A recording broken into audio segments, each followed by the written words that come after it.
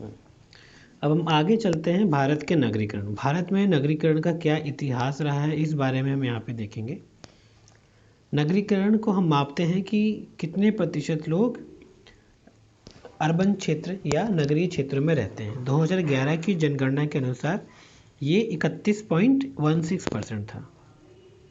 20वीं शताब्दी की शुरुआत से 11 गुना बढ़ चुका है। अगली लाइन बोलता है कि नगरीय केंद्रों के विवर्धन मतलब शहर जब धीरे धीरे बड़े होते जाते, जैसे दिल्ली एक समय पर मुगलों की राजधानी थी, तो वो सिर्फ चांदनी चौक का जो क्षेत्र था उसको शाहजहानाबाद कहा जाता था। अब दिल्ली आपकी काफ़ी बड़ी हो गई है। पालम एयरपोर्ट से लेके नॉर्थ ईस्ट पूरा दिल्ली का अगर हम राइट टू लेफ़्ट अगर देखें और नॉर्थ टू साउथ देखें तो ये कम से कम 40 किलोमीटर नॉर्थ टू साउथ, फिर ईस्ट टू वेस्ट। और आप दिल्ली से कब यूपी में गाजियाबाद में प्रवेश करते हैं आपको जानकारी नहीं पता चल पाती। तो दिल्ली शहर इतना बड़ा हो गया है कि वो आसपास के जो छोटे छोटे शहर थे उनसे मैच कर गया है। यहाँ पर आप मैप देखिए, इस मैप में पता चल रहा है इंडिया का सिटीज़ के बारे में।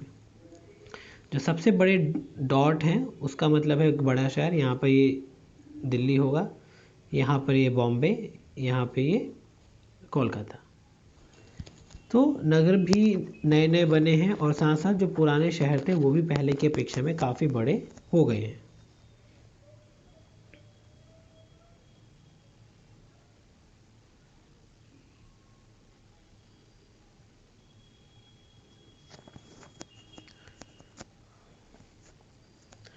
अब एक नया है इसमें नगरों का वर्गीकरण जनसंख्या के आधार पर और आकार मतलब जो पॉपुलेशन का साइज़, कि आपके जो नगर हैं उनका अलग अलग साइज़ होता है, उनके आधार पे भी हम उनका वर्गीकरण कर सकते हैं। 6 वर्गों में है।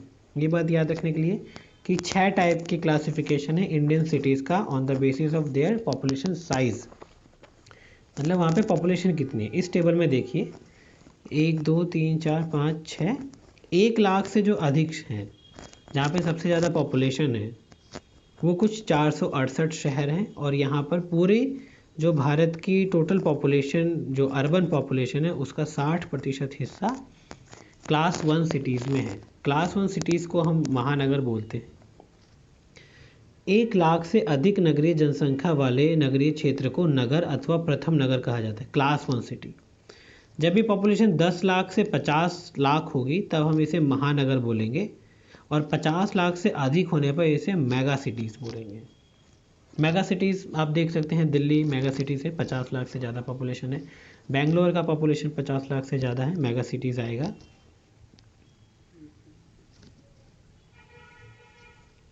ये जो पाई चार्ट है इसको भी देखिए, क्लास 1 में लगभग 60% एरिया हम क्लास 1 सिटीज़ को दे रहे हैं। 5000 से कम वाले भी शहर हैं, शहर की पॉपुलेशन 5000 से कम भी हो सकती है। अगर वहाँ पर कोई म्यूनसिपल बोर्ड, कैंटोनमेंट बोर्ड, सेना का क्षेत्र हो तो हम उसे शहर घोषित कर देते हैं। एक नगरीय संकुल मतलब अर्बन एग्लोमरेशन, जब बहुत सारे नगर आसपास के, जैसे कोई दिल्ली एक छोटा सा शहर था, धीरे धीरे इसके साथ गुड़गांव मैच मिल गया, गाज़ियाबाद मिल गया, बल्लभगढ़ मिल गया, सोनीपत मिल गया, तो ये एक पूरा ग्रुप बन गया। संकुल मतलब क्लस्टर। जैसे ये एक मेजर नगर था, एक छोटे नगर यहाँ पे थे, लेकिन जैसे जैसे ये एरिया बढ़ता गया आसपास का एरिया भी इसमें आने लगा,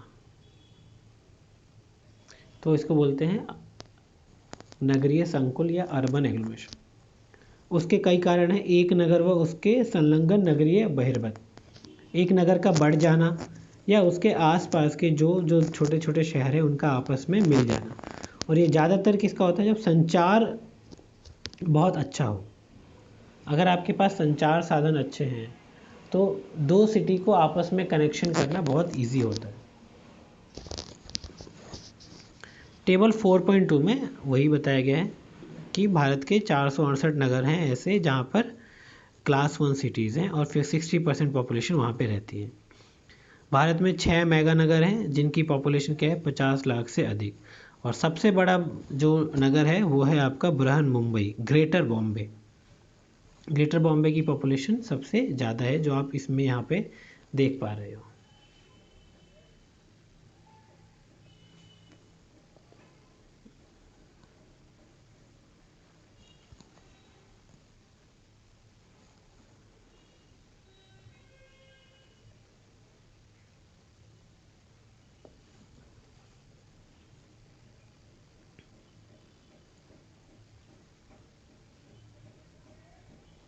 ये देख सकते हैं अर्बन स्प्रॉल यहाँ पे लिखा है। अर्बन स्प्रॉल का मतलब है आउटग्रोथ, बहिर्बद।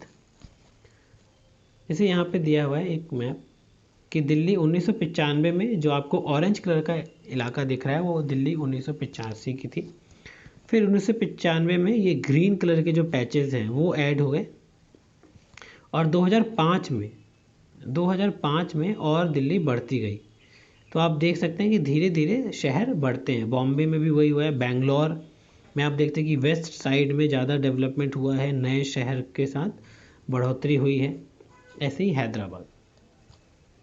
तो इसको बोलते हैं बहिर्बद या आउट ग्रोथ। अब हम अगला टॉपिक पढ़ते हैं कि भारत में प्रकारात्मक वर्गीकरण मतलब फंक्शनल क्लासिफिकेशन क्या है, कि कोई भी जो शहर है हम उसको साइज़ के आधार पे तो हमने वर्गीकृत कर ही लिया, उनके विस्तार के आधार पर, विकास के आधार पर भी कर लिया कि वो प्राचीन हो सकते हैं, मिडिवल टाउन हो सकते हैं, या कॉलोनियल टाउन हो सकते हैं। अब हम बात करेंगे उनके फंक्शन के बेसिस पे कि एक जो शहर है उसका मेजर फंक्शन क्या है। तो हम अलग अलग जो फंक्शन निभाता है शहर, उसकी जब सेंसस में गणना करते हैं तो पता चलता है कि कौन सा शहर में ये काम सबसे ज़्यादा होता है।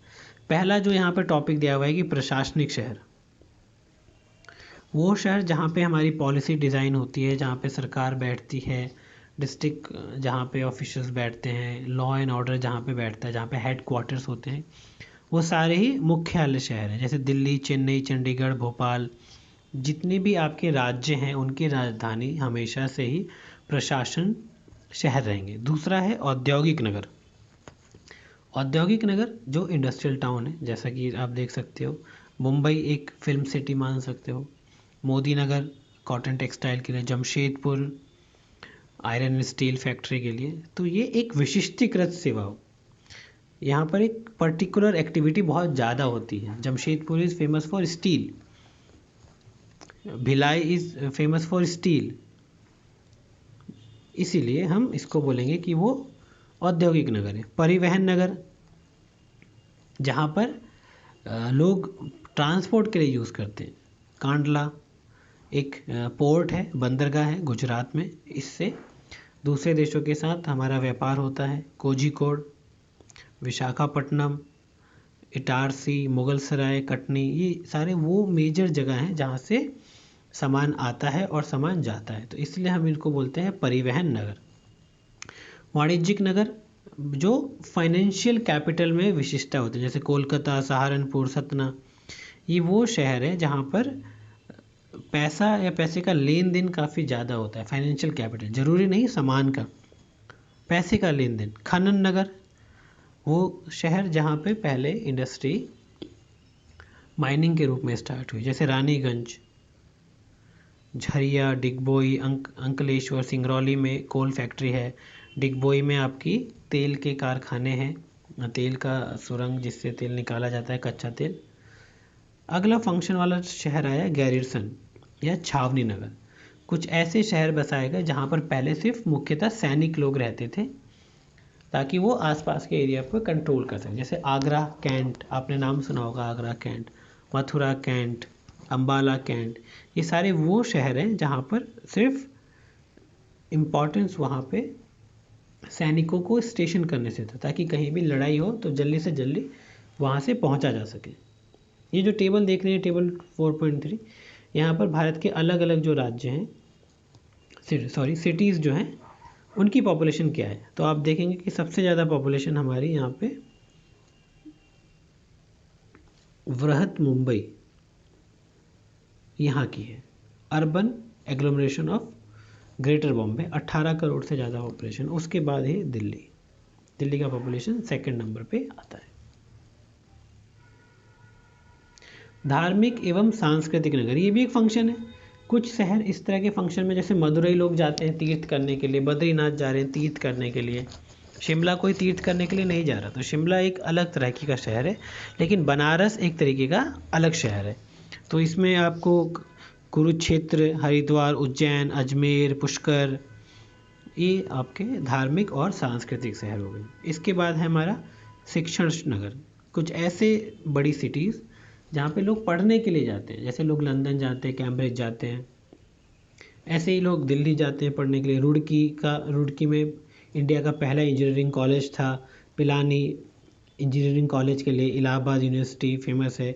BHU, इस तरीके से बनारस, अलीगढ़ मुस्लिम यूनिवर्सिटी, ये सारे एजुकेशनल टाउन है जहाँ के शहर की मुख्य छाप इन चीज़ों से है।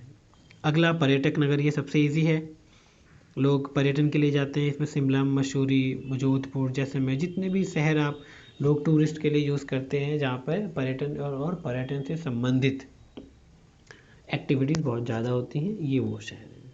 अब एक मिशन है स्मार्ट सिटी मिशन, जो भारत सरकार ने 2015 में स्टार्ट करा है। इसका उद्देश्य यह है कि शहरों को बढ़ावा देना, शहर इस तरीके से बने ताकि वो लोगों की जो ज़रूरतें हैं, आवश्यकताएं हैं, उनको जल्दी से जल्दी पूरा कर सके अच्छे तरीके से। जैसे आधारभूत सुविधा, मतलब कि ट्रांसपोर्ट की सुविधा हो, पब्लिक ट्रांसपोर्ट हो, ये नहीं कि सबको कैब करना पड़े, टॉयलेट साफ़ हो, रोड अच्छे बने हो, हर तरह के परिवहन की सुविधा हो, पर्यावरण आपके लिए अच्छा हो, आपके लिए पार्क हो, रिक्रिएशनल एक्टिविटीज़ हो, ये सारी चीज़ें स्मार्ट सिटी मिशन का एक हिस्सा है। कि जैसा हमारा फ़ोन स्मार्ट होता है, वो कई तरह के काम करता है, मल्टीटास्किंग काम करता है, तो शहर भी इस तरीके से इवॉल्व हो कि वो आधारभूत सुविधाएं प्रदान करे, साफ रहे, जो बाहर से लोग आए उनका भी परसेप्शन या जो धारणा है कि ये शहर सुंदर है। जैसे इंदौर हर बार स्मार्ट सिटी मिशन में फर्स्ट नंबर पे आता है। इंदौर MP में एक सिटी है जो सबसे स्वच्छ सिटी मानी जाती है भारत में। पिछले 5 साल से वो स्वच्छ है क्योंकि वहाँ पे सुविधाएं जो हैं, आधारभूत सुविधाएं, वो बहुत अच्छी हैं। इसके साथ साथ प्राकृतिक आपदाओं को कम जोखिम वाले क्षेत्रों के रूप में बनाया जाए, जो हमारी सिटी का डेवलपमेंट हो, सिटी का विकास हो, इस तरीके से हो कि पर्यावरण को कम से कम नुकसान पहुँचे और जो प्राकृतिक आपदाएं होने की संभावना है वो भी कम से कम हो। तो smart city mission is urban renewal and retrofitting programme by the government of India with mission to develop smart cities across country. तो जो अर्बन क्षेत्र है हमारे पास पहले से, वो रेट्रोफिटिंग मतलब दोबारा उनको थोड़ा सा सही किया जा सके, उनकी मरम्मत अच्छे से की जा सके। साथ ही साथ कम संसाधनों का उपयोग हो, जिसको हम सस्टेनेबल डेवलपमेंट बोलते हैं। सस्ती सुविधाएं उपलब्ध कराई जा सके। इस योजना में सतत तथा समग्र विकास पर ध्यान केंद्रित किया गया है कि सस्टेनेबल डेवलपमेंट हो और ज़्यादा से ज़्यादा लोग इस विकास का हिस्सा बन पाए। इस योजना का उद्देश्य एक ऐसे सघन क्षेत्र पर ध्यान केंद्रित करना है जो एक मॉडल के रूप में अन्य बढ़ते हुए शहरों के लिए लाइट हाउस का काम करे। कि हमने एक बहुत अच्छा सा शहर डेवलप किया और वो एक एग्जाम्पल बन गया दूसरे शहरों के लिए भी, लाइट हाउस की तरह, कि हम इसको बहुत ही बेटर बना सकते हैं। तो आप दूसरे शहर को भी हम इससे एग्जाम्पल लेके, प्रेरणा लेके बेहतर बना सकते हैं। ये चैप्टर हमारा यहाँ पे अभी समाप्त होता है।